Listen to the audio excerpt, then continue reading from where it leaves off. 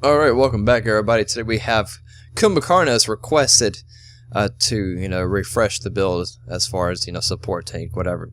And he is taking a nap. Which is probably what I'm going to do after this. You can spin him while he's taking a nap. That's awesome. I can't do that though. So let's jump right into the actives first.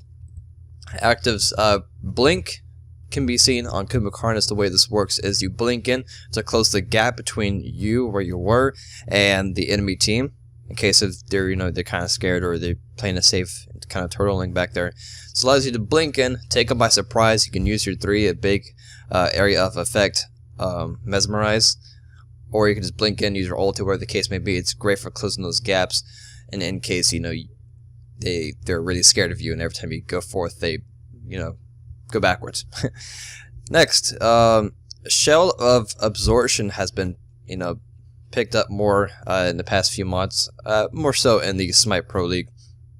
The way this works, if you don't really know what this item is, it's great for popping it like as the team fights, not as it, like right before the team fight happens when you go to engage.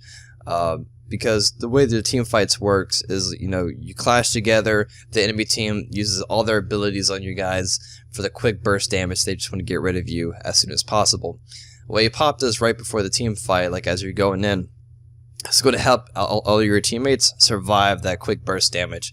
Grants everybody plus 45 protection, so that's both for physical and magical. And then also all damage taken is reduced by 15%. So it's a pretty nice item to just pop right before those team fights and to help survive it. And most likely you guys will come out on top since you survived it, and all their abilities are on cooldown, most likely. So I'd recommend that, trying it out, see how that works for you guys. Next, Creep and Curse, and you can branch it off to whatever you need elsewise. The way this works is you blink in, instead of, it's kind of like Mesmerize, but you're just going to slow everybody down so you can have an easier time choosing your target, and for your allies choosing a target to take out. So that's how that works. Next, let's go right into the items itself. We have Shoes of Focus. Now let's first, before I go into all that, let's talk about Conquest real quick. Go into start items. How would you start a support and Conquest in the duo lane? You pick up Watcher's Gift as your first item, so that way when your hunter kills minions right next to you, you get the last hit bonus as well, and also your gold per 5 is increased by 1. So that's going to help you keep sustain as far as gold wise, because Guardians and supports in general and Conquest, they fall back the most out of everybody. And that's kind of natural because you're rotating, helping your team out, making the gangs. You're not supposed to clear the minions. So picking up Watcher's Gift is great for you to keep up. As well as your next item would be Midas Boots. So that also increases your gold per 5. So that way, you're trying to keep up to the the standards of everybody else as far as gold, and you can buy the rest of your items quickly. So that's pretty much the basics as far as Conquest. And then of course you get Hand of Gods, under actives, Hand of Gods, and eventually branch that up to Wrath of Gods, so you can kill the objectives like Fire Giant and Gold Fury, or you just get the blue buff for your hunter, whatever the case may be. So that's how you would kind of start off your Conquest love there. Next, back into this build itself, Shoes of Focus, or you can start with Sovereignty, like let's say Arena or whatever. You can pick up Sovereignty first, so that way you're really tanky early on, and the enemy team doesn't really hurt you at all, and then go into your boots. Or you can just go straight into boots first. Shoes of Focus. The reason why you get this is for the cooldown reduction, so that way you can keep using your abilities more often. You just become a little bit more rapid of a CC machine, as that's what Kumba is in his life. Next, Sovereignty. It's a core support item that you have on all of your supports. Keep in mind that the aura effect also applies on you, so you also gain the additional magical and physical protections of it, so just keep that in mind. Next, Bulwark of Hope, another very typical support item to have. Very high HP, high magical protection.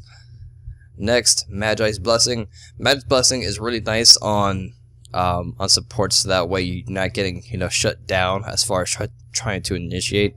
So let's say you blink in, somebody stuns you right away, and then boom, they can easily spread out or just jump you or whatever the case may be. So this helps when you try to initiate and they can't really slow you down as much. So Magic Blessing helps out quite a bit in those team fights. Stone of Gaia. Now, if you want another magical defense item in this slot itself, you can get Stone of Gaia or pick up Pestilence, but keep in mind it's mainly used to shut down the healers or high health regeneration gods. If you're not fighting any of those, don't pick it up. Just pick up Stone of Gaia. Or you can also go for Void Stone if you really wanted to. So that way, when you're up close in the enemy team's face, you're also reducing their magical protections by 15. So excess penetration helps out your mages on your team. So that's another good magical defense item there. And then finally, for our last physical defense item, Height of the Minion Lion grants quite a bit of physical protection there, plus 80, and then extra health. The way this works is the passive, so any hunters or assassins trying to shut you down as you go into a team fight, or when you're knocked on your ass and you're in your passive and it takes like 8 basic attacks or whatever it is to kill you. As they're trying to kill you with basic attacks, they're also hurting themselves, which in some cases might end up killing them, or whatever the case may be. So that's how that works out for Kumbhakarna. So in the end, we have 9,990 HP, which has quite a bit of HP, 50 magical power, 262 physical protections, and 213 magical protection. Now, of course, adjust accordingly, since not all the times we be fighting a balanced team. Sometimes we be fighting like an all mage team, or all physical, or more magical than physical, or whatever the case may be. So always make adjustments to that. So that's going to wrap up for the build. I'll see you guys next time. Peace.